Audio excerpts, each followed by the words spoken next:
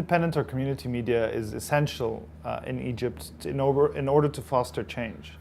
Traditional media, the state media, the private media that's owned by big businessmen or political parties have a vested interest in maintaining the status quo. And so independent media, community media is by its very nature disruptive. Its nature is to disrupt the status quo, especially in Egypt, which has been stagnant politically for so long in terms of the structure of the state, in terms of actual change. Sharif, can you update us on the developments over the weekend?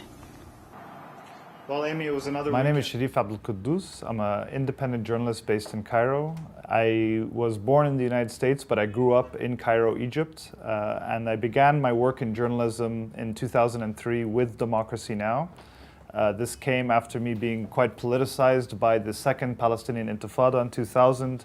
I was in New York during 9/11 and witnessed the strong nationalism and anti-Muslim and anti-Arab sentiment that quickly proliferated in much of the mainstream media in the United States.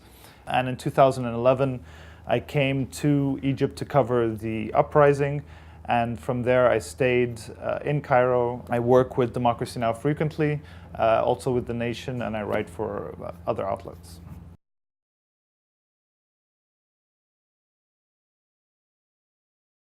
CNN is now saying... In the United States, media, traditional media, the corporate media, the media that most people associate with news, I believe has a very problematic approach to the way they cover the news. They prioritize the official narrative versus those of dissent and those who are challenging the official narrative. And so especially after 9/11, we saw a lot of the media in the United States and a lot of journalists trade coverage for access. And so instead of asking the tough questions, which would get them on the bad side of government officials, they throw softballs at them in order to get the interview with George Bush or to be able to get access to Dick Cheney. And we saw this failure completely manifest itself in the run-up to the war of Iraq. Papers like the New York Times, they were completely parroting uncontested the Bush administration's claims of weapons of mass destruction in Iraq. They were not checking these claims, and it failed the American public, and it helped beat the drums for war.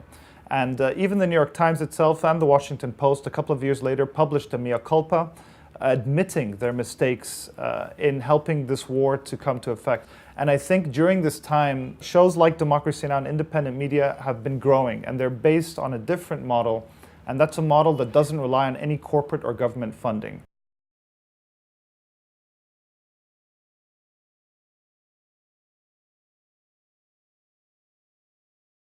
In Egypt, we have a very different, but in many ways similar, problem with large media organizations.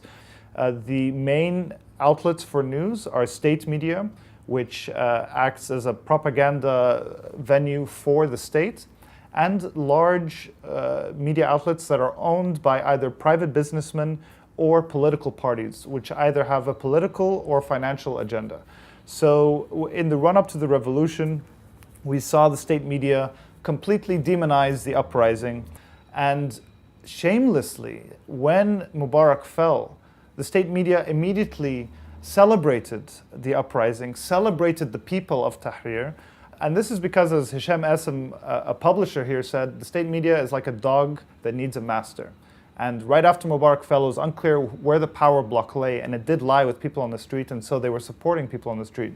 It's a very brief moment until the Supreme Council of the Armed Forces really emerged as the new power center in Egypt, and very quickly again, we saw them parroting the official line, demonizing workers going on strike, vilifying protesters as being paid foreign agents, and completely towing the government line.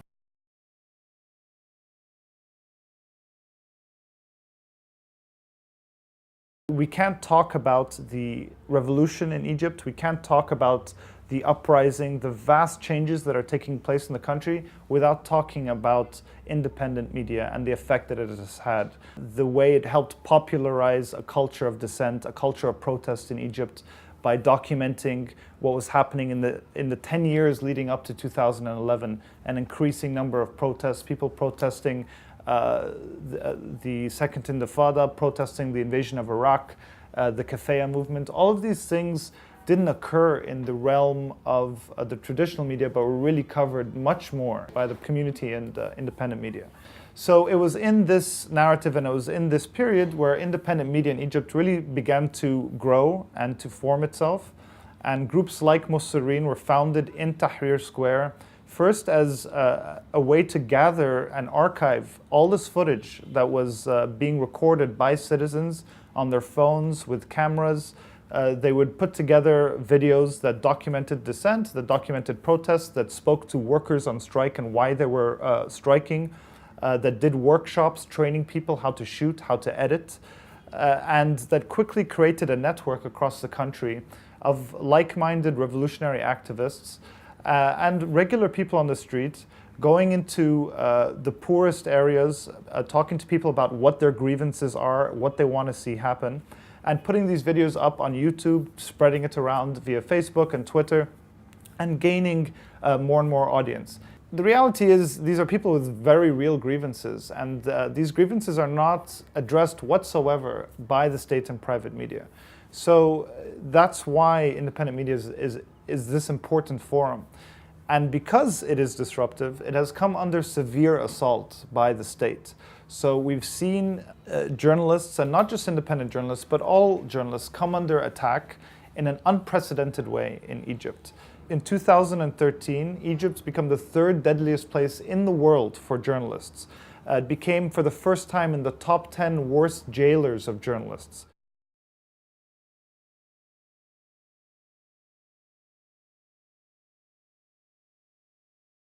What took place in 2011 forever changed the society, and it's going to continue to do so. And that'll certainly, I think, extend to the media as people find new ways to challenge the state narrative.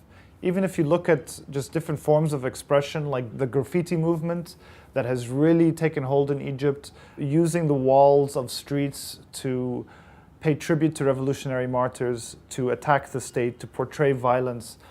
This was a very important movement, and one that the state recognized, and you see them constantly trying to white out and paint over graffiti.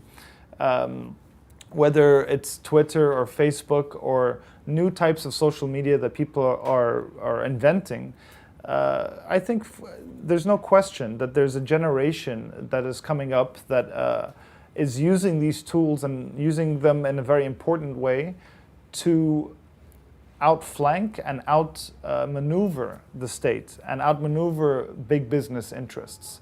We saw the uprising in 2011 inspire people's movements around the world when people saw what can happen by going down into the streets and calling for change. And so we saw in Spain the Indignados movement, we saw in London university student protests, we saw the Occupy movement in the United States, we saw movements in Greece, in Italy.